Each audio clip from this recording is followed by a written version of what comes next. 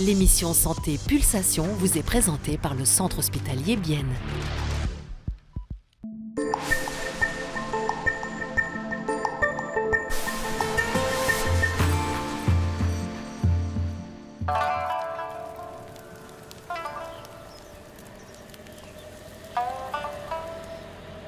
Une douce matinée d'automne à Courgenay, dans le Jura.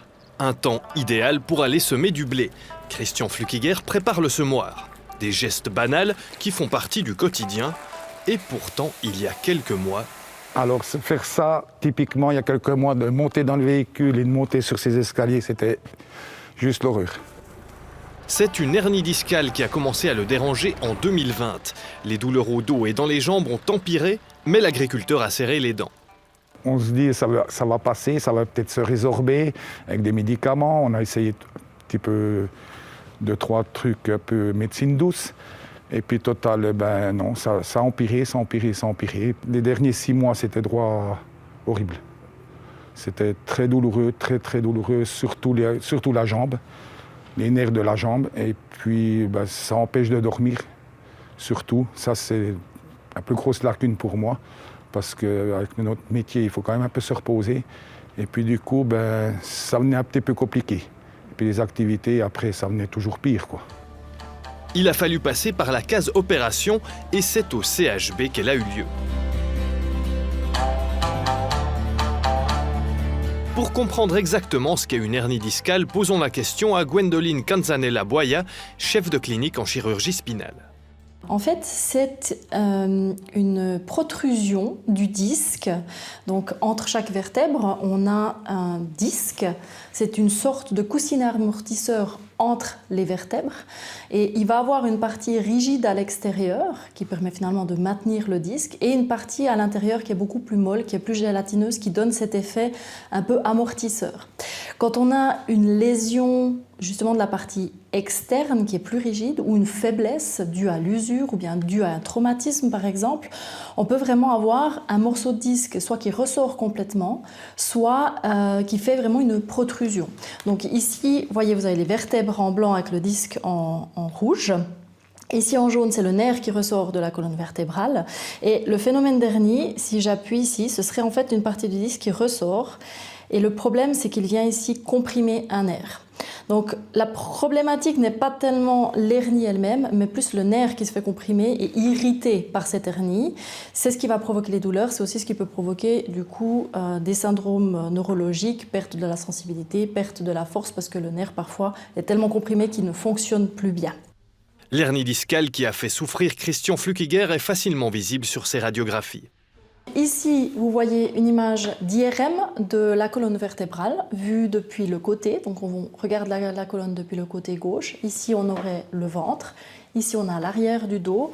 Si on compare avec un modèle 3D, donc on regarde vraiment la colonne vue depuis le côté comme ça. Donc on a les vertèbres ici, les disques un peu plus sombres entre les vertèbres, et puis le canal spinal avec ici la moelle épinière et les nerfs qui redescendent.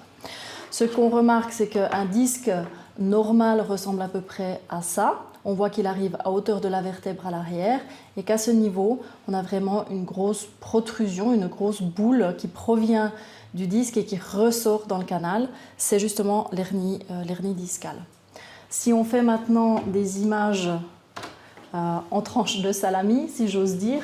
Donc là, on va regarder le disque, le ventre est vers le haut, ça c'est l'arrière du dos. On aurait normalement le canal à ce niveau ici, et si on va à la hauteur de l'hernie ici en bas, on voit que le disque fait cette protrusion dans le canal et que tous les nerfs se retrouvent comprimés à l'arrière. N'importe qui peut développer une hernie discale, mais il y a des facteurs de risque. Tout ce qui va être port de charge lourde, évidemment, se répercute sur la colonne et sur les disques. Et typiquement, il peut y avoir des traumas quand on essaye de soulever une charge lourde qui tout d'un coup provoque une lésion du disque qui résulte dans une hernie discale. Parfois, ça peut être de l'usure également sur le long terme. Donc quelque chose qui arrive avec des micro-traumatismes à la longue.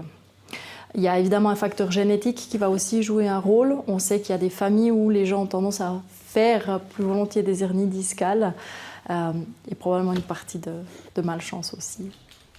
Il existe plusieurs façons de traiter une hernie discale et souvent, une opération n'est pas nécessaire.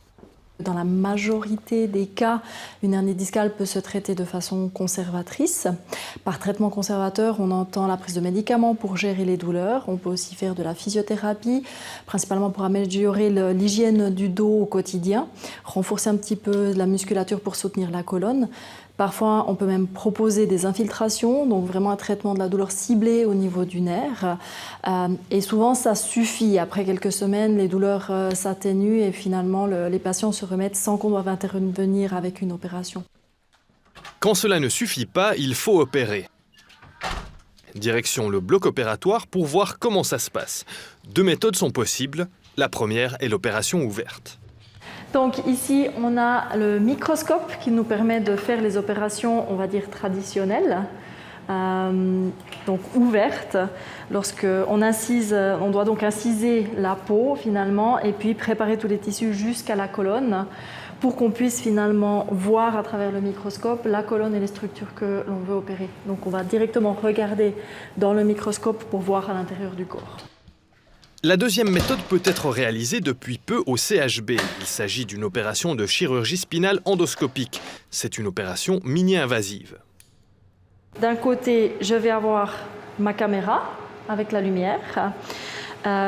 On va faire une petite incision au niveau de la peau qui va permettre d'insérer la caméra directement dans le corps. Et de l'autre côté, je vais avoir les instruments qu'on utilise pour opérer. On va faire une deuxième toute petite incision au niveau de la peau qui va nous permettre d'insérer du coup l'instrument qu'on veut utiliser selon l'étape de l'opération. Donc on a vraiment 2 petites incisions à la peau. On va passer à travers les muscles. Il n'y a plus besoin finalement de les disséquer de l'os, de les détacher de l'os. Et on va pouvoir directement travailler sur la colonne au niveau de la zone qu'on veut opérer à l'intérieur du corps en fait.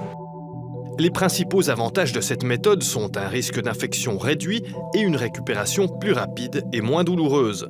Christian Flückiger se rend compte de la différence puisqu'il a déjà été opéré avec la méthode ouverte en 1998 et cette année, il a été opéré de manière mini-invasive. Et là, tout de suite, on peut remarcher. Ça m'a un peu, entre guillemets, choqué, mais c'est merveilleux, quoi. Et vraiment, les résultats sont là, quoi. Alors, on est bien d'accord, il faut faire attention. Les 15 jours, 3 semaines après, il faut faire gentiment. Mais non, autrement, dans l'ensemble, je suis très, très content. L'opération mini-invasive a donc des avantages indéniables. Cependant, il n'est pas toujours possible d'opter pour cette méthode. Le choix de la méthode dépend principalement du type d'hernie discale et de la localisation de l'hernie discale. Ça va aussi dépendre de l'anatomie, c'est-à-dire qu'une colonne vertébrale qui est très usée, qui va avoir beaucoup de modifications anatomiques dues à l'âge ou à l'usure, par exemple, peut rendre compliqué, voire impossible, l'accès avec la caméra, par exemple. Et dans ce cas-là, il va falloir partir sur une opération classique. Tout dépend de la localisation de l'hernie. Donc, dans certains cas, l'hernie, donc le morceau de disque, peut vraiment bouger à l'intérieur du canal et tout dépend où il va se loger. Ça peut être compliqué d'y accéder avec la caméra. Donc, dans ces cas-là, on va préférer peut-être un abord classique avec le microscope. Il faut aussi savoir que si on commence avec une opération par voie endoscopique, si on se rend compte pendant l'opération que ça ne va pas être possible avec cette technique, alors on peut convertir. On va tout simplement relier les 2 petites incisions pour faire une incision à la peau standard et on va utiliser le microscope pour faire l'opération. À Courgenay, Christian Flückiger peut reprendre petit à petit ses activités. Il ne peut pas encore conduire de tracteur à cause des vibrations que ça provoque, mais il a déjà retrouvé la mobilité. Les douleurs, il n'y en a plus. On doit faire un petit peu attention encore, jusqu'à la fin de l'année. Je pense que je vais faire un peu gentiment. Et puis, sinon, c'est merveilleux, quoi. Au moins dormir, ça c'est important. Alors voilà. L'émission Santé Pulsation vous a été présentée par le Centre hospitalier Bienne.